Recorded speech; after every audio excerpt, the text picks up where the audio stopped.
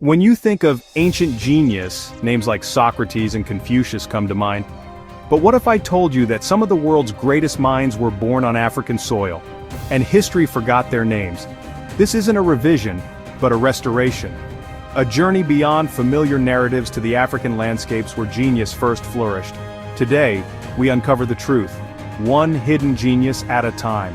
From the pyramids to Timbuktu, from Zimbabwe's fortresses to the courts of warrior queens, we'll meet the doctors, astronomers, engineers, and philosophers whose legacies have been buried by time and prejudice. This is the story of Africa's intellectual giants, a heritage waiting to be rediscovered. Our journey begins in ancient Egypt with Imhotep, a doctor-architect, engineer-priest, and astronomer. Born a commoner, Imhotep's intellect made him King Djoser's most trusted advisor and the world's first recorded polymath.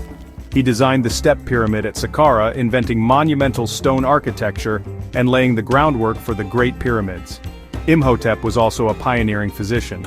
The Edwin Smith Papyrus, based on his teachings, details clinical cases and surgical procedures with a scientific clarity that wouldn't reappear in Europe for millennia.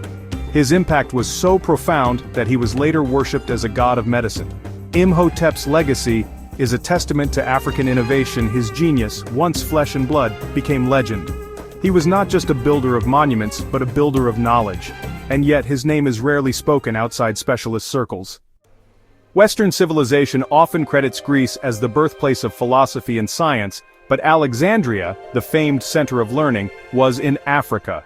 Greek scholars like Pythagoras and Plato traveled to Egypt to study at the feet of African priests and scholars. The mathematical principles in the Rhine Papyrus predate Pythagoras by over 1,000 years. Egyptians mapped the heavens, created a 365-day calendar, and engineered wonders long before Greek civilization rose. The Greeks built upon African knowledge, but the foundation was African genius. The light of Alexandria was ignited by a flame burning in Africa for eons.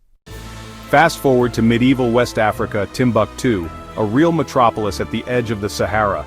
Between the 13th and 17th centuries, it was a global center of learning, home to the University of Sankore, and over 700,000 manuscripts.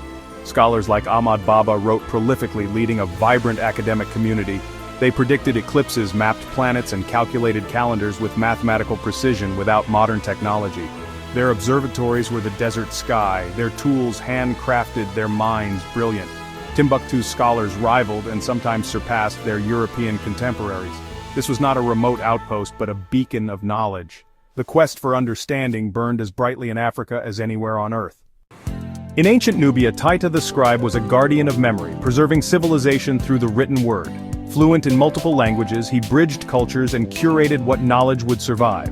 Taita recorded royal edicts, treaties, religious texts, and astronomical records, ensuring continuity for future generations.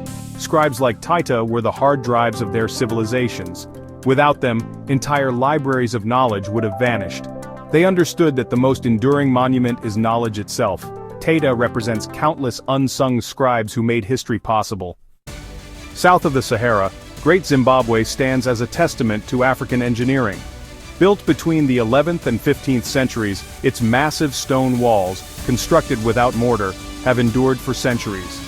The city was a hub for international trade, with artifacts from as far as China and Persia.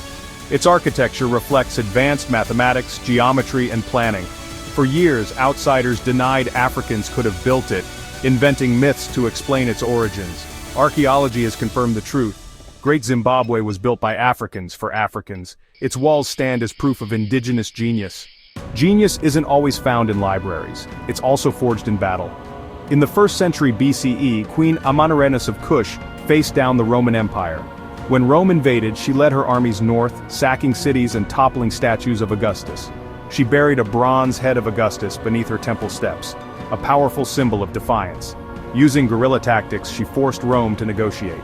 The resulting treaty secured Kush's independence and exempted them from tribute. Amanirenas didn't just fight an empire, she outsmarted it. Her strategic brilliance preserved her people's sovereignty. Before Mali and Songhai, the Soninke people built the Ghana Empire, known as the Land of Gold. Their wealth wasn't just from gold, but from innovative systems of governance and trade. The emperor controlled gold nuggets, stabilizing the economy and funding a powerful army. Advanced taxation and standardized currency created a managed, state-controlled economy. The Soninke mastered iron smelting, giving them superior tools and weapons. Their prosperity was engineered by intelligent systems and technological prowess. The Ghana Empire's success was no accident, it was designed by innovators. For every name we recover, countless African geniuses remain lost to history. Colonial invasions destroyed libraries, silenced oral traditions, and looted artifacts. For every Imhotep or Amanirenas, there were thousands of unnamed healers, architects, philosophers, and astronomers. Their genius was real, even if unwritten. But this is also a story of rediscovery. Archaeologists and African scholars are reclaiming lost histories. By seeking this knowledge, you're part of that process, right now.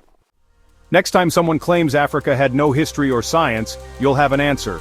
Tell them about Imhotep, Timbuktu's scholars, warrior queens, and the engineers of Great Zimbabwe. History isn't just what's written by the victors, it's also what's been ignored or stolen. The genius of Africa is an ancient truth, finally re-emerging. We can help amplify that truth and rewrite the record. Keep asking questions. Genius isn't bound by borders or race. The truth, no matter how deeply buried, always finds its way back to the light.